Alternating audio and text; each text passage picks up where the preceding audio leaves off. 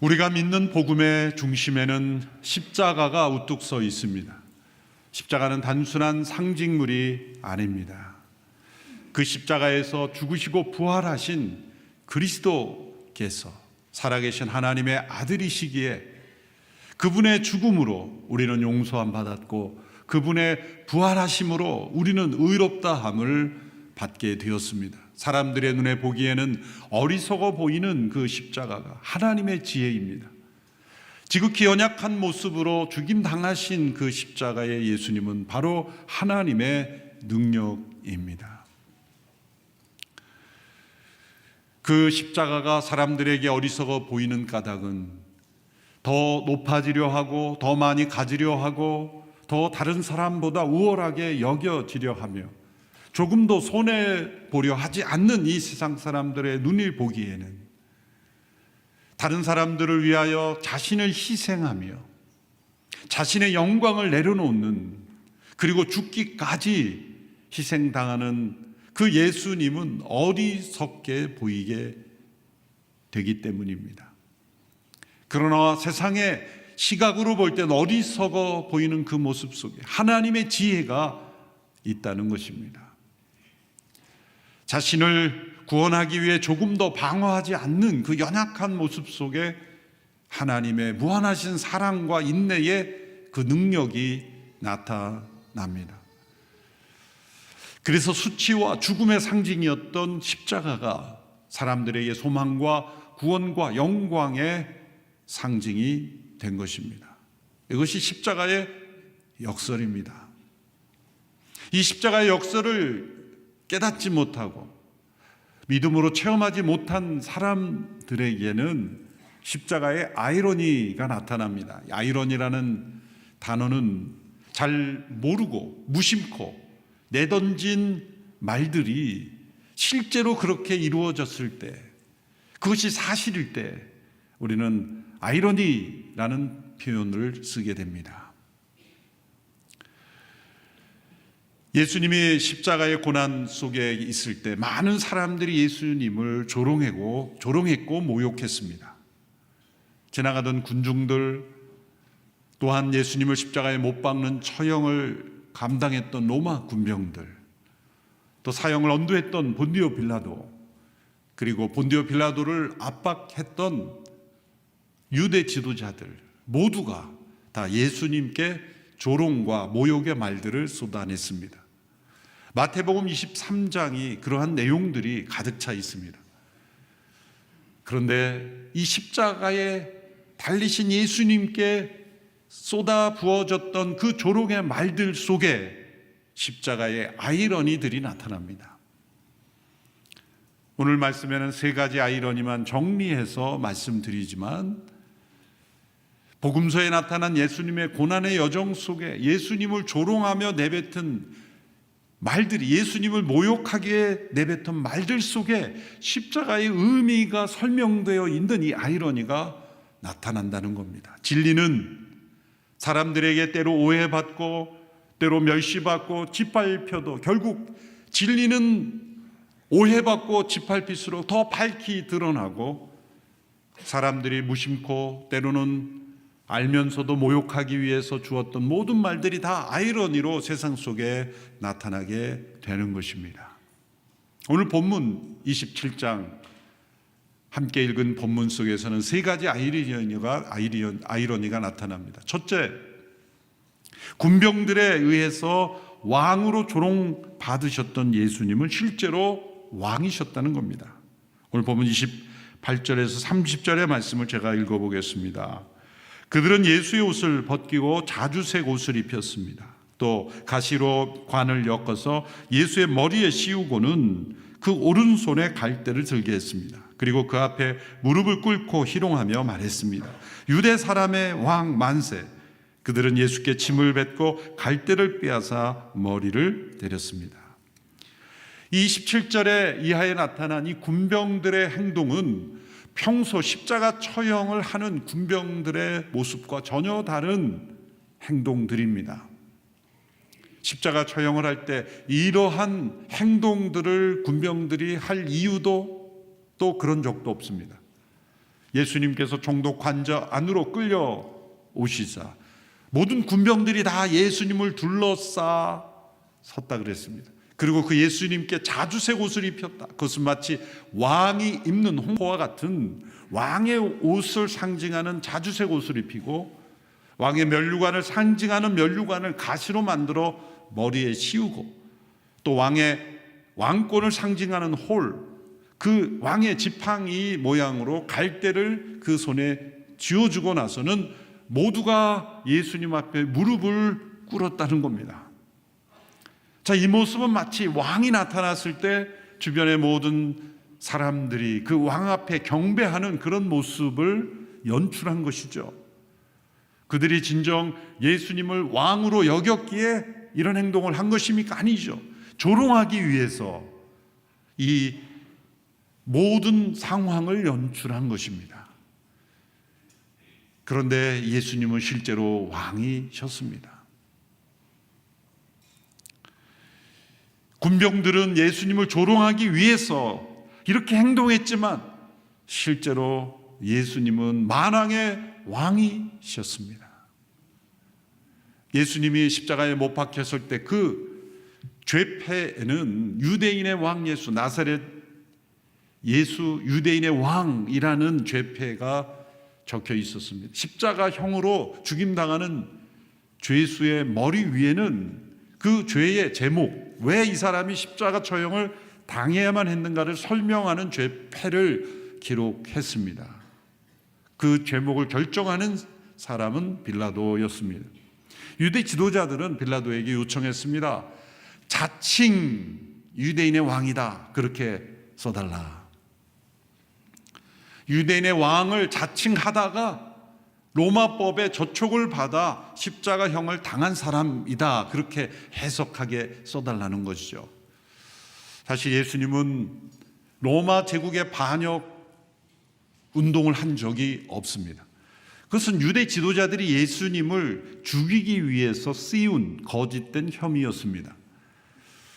실제로 사내들인 공의에 의해서 예수님께 붙여진 죄목은 신성모독죄였습니다. 스스로 하나님이시라고 주장이 신성모독죄였죠. 성전을 헐면 사흘 만에 다시 짓겠다라고 하는 그런 발언, 또 나와 아버지는 하나이니라라고 하는 그런 발언들, 이런 것들이 신성모독죄에 해당이 되어서 유대 법정에서는 신성모독죄로 고발이 되었던 거죠. 그러나 그러한 유대 법정의 죄목으로는 사형이 언도될 수가 없습니다. 당시 로마 제국은 피지배 민족의 종교나 문화를 존중하는 그러한 정책이었기 때문이죠. 여러 나라를 지배하려면 그 나라가 존중하는 종교 문화를 존중하는 것이 통치의 가장 중요한 기본이요, 그래야만 백성들의 지지를 얻을 수 있기 때문에 유대 종교 문화를 건드리지 않았습니다. 오히려 헤롯은 성전을 멋지게 지어줬지 않습니까? 유대인들의 환심을 사기 위해서 솔로몬의 성전보다 더 멋진 성전을 지어줌으로써 유대인의 마음을 얻으려고 했던 것이 로마의 정책이었습니다. 그런데 유대인들이 신성모독이라고 한 것으로 인해서 로마가 간섭을 해서 그것을 근거해서 사형을 내린다면 질서가 잡히지 않기 때문에 관여하지 않는 거죠. 그것은 너희들끼리 알아서 해라. 그러나 사형은 언도할 수 없는 거죠. 피지배 민족의 한 국민의 생명을 마음대로 그들이 하지 못하도록 법으로 다 통치하고 있었기 때문에. 그래서 유대 지도자들이 빌라도에게 예수님을 고소할 때는 거짓 혐의로 로마 제국의 반역을 일으키는 선동가라는 그러한 거짓 혐의를 씌우고 거짓 증인들을 내세워서 예수님이 한 번도 하지 않은 반역 운동자라는 반란죄라는 죄목을 씌웠던 거예요. 그래서 유대 사람의 왕이다, 자칭 유대인의 왕으로서 자신을 드러내고 사람들을 선동했다는 거죠. 그래서 자칭이라는 단어를 붙여달라고 했는데 복음서에 보면 빌라도가 거절하죠. 내가 쓸 것을 썼다. 그리고 자칭을 띄워버립니다. 그것은 빌라도가 예수님을 진짜 왕으로 인정해서가 아닙니다. 빌라도는 더 큰 모욕을 주고 싶었던 것입니다. 자칭이라고 하면 개인의 문제가 되지만 자칭을 떼어버리면 유대 민족 전체가 조롱을 받는 것이죠. 그래서 유대 사람의 왕을 십자가에 못 박은 것이 되는 겁니다. 그래서 유대 민족 전체를 모욕을 주고 싶었던 것이 빌라도의 계획이에요. 그래서 빌라도는 자칭이라는 단어를 뗀 것입니다. 그래서 오히려 죄패는 실제 왕으로서 죽임당한 예수님이 되신 거죠. 얼마나 아이러니합니까? 빌라도는 더 큰 모욕을 주기 위해서 자칭이라는 단어를 뺐지만 그 죄패가 곧 예수님이 누구이신가를 증거하는 증거가 되었다는 것, 이것 또한 아이러니입니다. 예수님을 조롱하기 위해서 말했던, 행동했던 로마 군병들, 빌라도를 통해서 진짜 왕이신 그분이 사람들로부터 왕의 취급을 받으며 조롱을 받으셨지만 그분이 진짜 왕이셨다는 것, 얼마나 놀라운 아이러니입니까? 두 번째 아이러니는 다른 이들은 구원하고 자신은 구원할 수 없느냐고 조롱받았던 예수님은 실제로 자신을 구원하지 않으심으로써 다른 사람을 구원하는 메시아셨다는 겁니다. 41절, 42절의 말씀을 우리 같이 한 목소리로 읽겠습니다. 시작. 대제사장들과 율법학자들과 장로들도 마찬가지로 예수를 조롱하며 말했습니다. 남을 구원한다더니 정작 자기 자신을 구원하지 못하는군. 그가 이스라엘의 왕이니 어디 한번 십자가에서 내려와 보라지. 그러면 우리가 그를 믿어주겠다. 남은 구원한다더니 정작 자기 자신을 구원하지 못하는군. 이것이 유대 지도자들의 조롱이었습니다. 다른 사람을 구원하는 메시아가 되려면 자신을 구원해야 되지 않겠느냐, 자기 자신을 방어할 능력이 없으면서 어찌 남을 구원하겠느냐, 이것이 그들의 조롱이었습니다. 그러나 그들은 조롱하려고 예수님께 내뱉은 말이지만 그분은 실제로 자신을 구원하지 않음으로써 남을 구원하는 메시아였다는 겁니다. 사람들이 생각하는 메시아는 자기 자신을 방어하고 또 자기를 과시하고 드러내고 자신의 능력을 내보임으로써 나는 다른 사람을 도와주고 구원할 수 있는 사람이라는 것을 나타내는 것이 사람들의 상식적인 관념이지만 하나님의 지혜와 능력이신 십자가는 자신을 희생함으로 자기를 구원하지 않는 방법, 자기를 모든 이들이 담당해야 될 하나님의 진노를 담당함으로써 죽음으로써 남을 구원하는 메시아셨다는 거예요. 이들의 조롱의 말 속에 복음의 의미, 십자가의 의미가 담겨 있었던 겁니다. 이 또한 아이러니죠. 비슷한 상황에 요한복음으로 가보면 대제사장 가야바가 사람들을 설득하며 선동하면서 이런 말을 합니다. 한 사람이 죽어서 민족 전체가 망하지 않고 살아나는 것이 더 유익하지 않느냐. 이 말 자체를 보면 복음의 메시지죠. 한 사람이 죽어서 모든 이들이 다 망하지 않게 되는 것이 얼마나 유익하냐. 예수님 한 사람의 죽음으로 모든 이들이 살아나는 사건이 복음의 메시지 아닙니까? 그러면 가야바가 십자가의 예수님의 죽음의 의미를 알고 이런 말을 한 걸까요? 아닙니다. 문맥은 전혀 다른 의도입니다. 어떤 배경에서 이런 말을 하게 되냐면, 자, 거짓 선동을 일으켜서 지금 예수님을 제거해야 되는데 사람들이 따라줘야 될 것 아닙니까? 그러면 대제사장 가야바만 지금 우리가 예수님께 거짓 혐의를 쓴다는 것을 알고 있을까요? 주변 사람들도 알 거 아닙니까? 지금 우리가 거짓과 불법으로 함께 예수님을 제거해야 되는데 동조를 해야 될 거 아니에요. 같은 사내들인 공회원, 또 니고데모 같은 양심 있는 사람도 있지만 대다수의 사람들을 선동해서 자신이 하고자 하는 일을 따르게 해야 되는데, 그리고 거짓 증언들도 세워야 되는데 그 거짓말로 빌라도를 압박할 사람들을 규합해야 되는데 어떤 말로? 바로 이 말로 한 거예요. 이제 예수님의 영향력이 점점점 커지면 사람들이 다 예수님을 믿게 될 것이고 그 이후에 찾아올 일은 로마 민족이 우리를 완전히 진멸시켜 버릴 것이다. 여기서부터 거짓말인 거죠.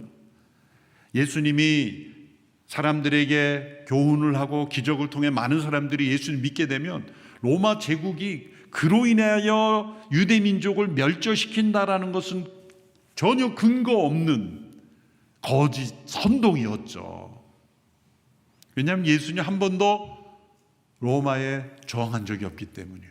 그것은 식민지 지배를 지지했다는 뜻이 아니라 가이사의 것은 가이사에게, 하나님의 것은 하나님에게, 예수님은 이 땅에 정치적 지도자가 되려고 오신 분이 아니기 때문이죠. 온 인류를 구원하려 오신 분이기 때문에 오신 분이, 결국 예수님을 믿는 이들의 영향력으로 인해서 사실은 로마의 핵심 리더들이 복음을 믿게 되고 그리고 변화된 역사가 있는 거죠.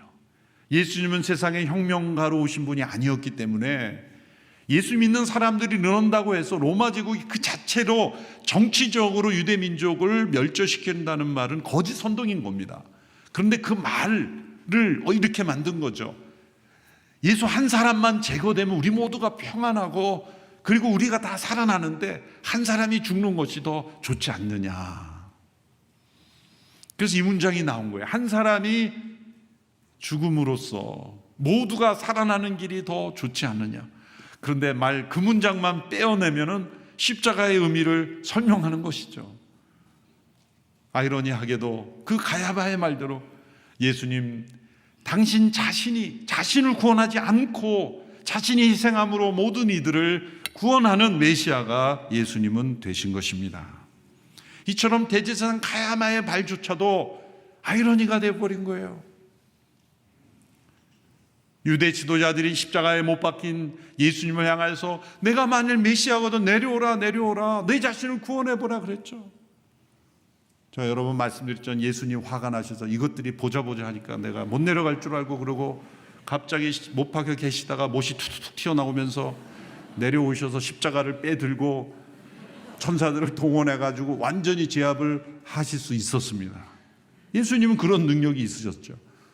그런데 자신을 구원하는 능력을 쓰지 않으신 거예요.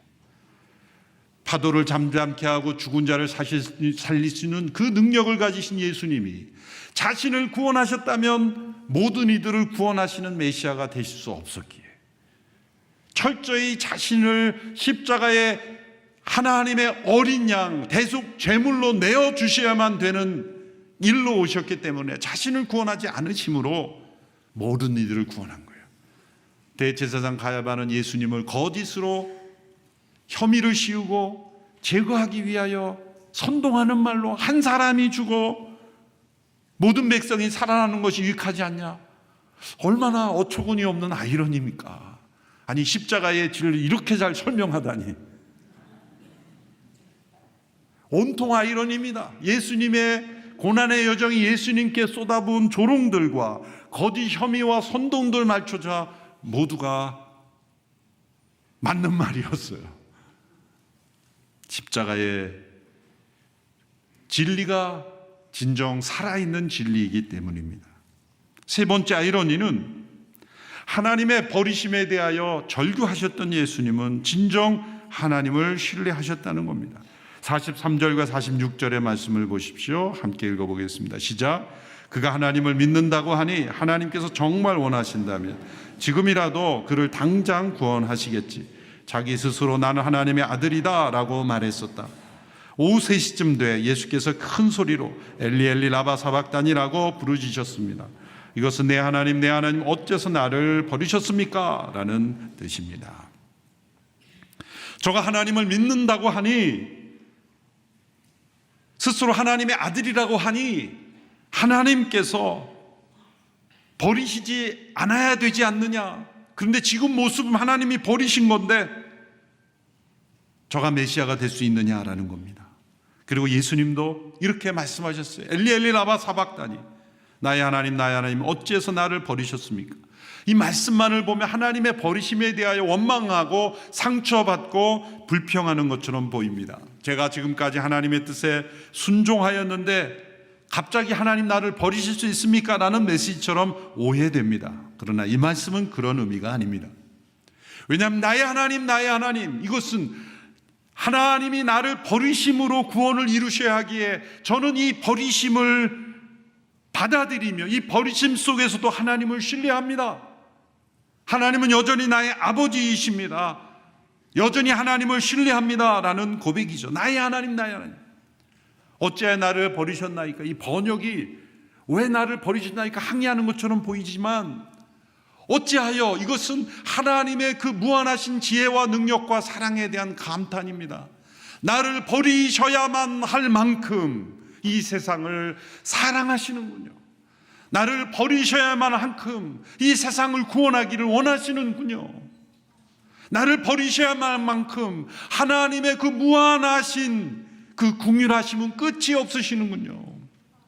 예수님은 하나님의 이 버리심을 받아야만 했고, 버리심의 한복판에서도 하나님의 버리심을 불평하지 않고 여전히 하나님을 신뢰하고 있었다는 거예요. 여러분, 버려진다는 것이 얼마나 고통스러운 것입니까? 때로 세상에서 버림받고, 때로 가족에서 버림받고, 버림받는 것이 얼마나 고통스러운지를 예수님이 가장 깊이 체험하신 분이에요. 왜?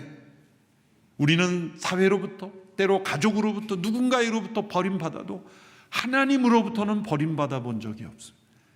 하나님은 그 누구도 버리시지 않으십니다. 나를 버렸다고 내가 생각했을 뿐이에요. 나에게 좀 좋지 않은 일이 일어나고, 내가 원치 않는 일이 일어나고, 나에게 아픈 일이 일어날 때 하나님 나를 버리셨나 봐 스스로 생각했을 뿐이지, 하나님은 버리지 않으십니다.